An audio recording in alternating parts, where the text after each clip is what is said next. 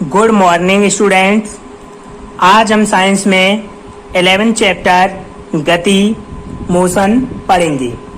आज हम इस चैप्टर में भ्रामावस्था और गति अवस्था के बारे में पढ़ेंगे। यदि किसी वस्तु ऑब्जेक्ट की स्थिति पोजीशन में समय के साथ कोई परिवर्तन नहीं होता है तो वस्तु भ्रामावस्था रेस्ट में कहलाती है। जब किसी वस्तु या ऑब्जेक्ट की स्थिति यानी पोजीशन में समय के साथ कोई बदलाव या कोई परिवर्तन नहीं होता है तो हम वस्तु को भ्रामावस्था या रेस्ट में कहते हैं।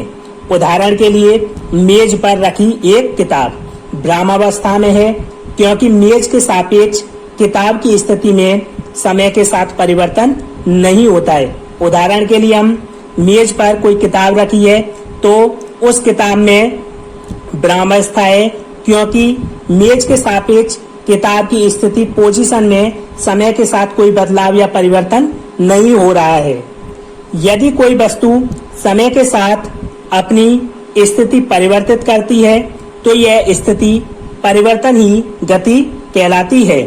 यदि कोई वस्तु और या ऑब्जेक्ट समय के साथ अपनी स्थिति पोजीशन में परिवर्तन बदलाव या चेंज करती है तो इस स्थिति या पोजीशन को ही हम परिवर्तन जो हो रहा है उसको ही हम गति या मोशन कहते हैं। उदाहरण के लिए सड़क पर वाहनों की गति, खेल के मैदान में खिलाड़ियों की गति, आकाशीय पिंडों की सूर्य के सापेक्ष गति।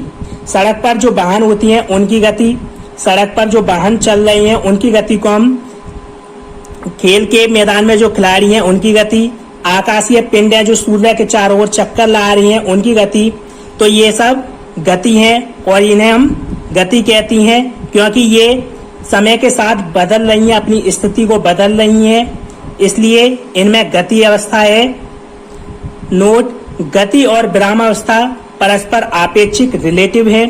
एक ही वस्तु किसी प्रेक्षक के लिए भ्राम स्थिति में हो सकती है जबकि दूसरे प्रेक्षक के लिए गतिमान अवस्था में होगी। यही गति की सापेक्षता कहलाती है। गति और भ्रामावस्था परस्पर आपेक्षिक एक दूसरे से रिलेटिव हैं। एक ही वस्तु किसी प्रेक्षक के लिए भ्राम स्थिति में है तो दूसरे प्रेक्षक के लिए वो ही वस्तु गतिमान अवस्था में हो सकती है। यही गति की सापेक्षता कहलाती है।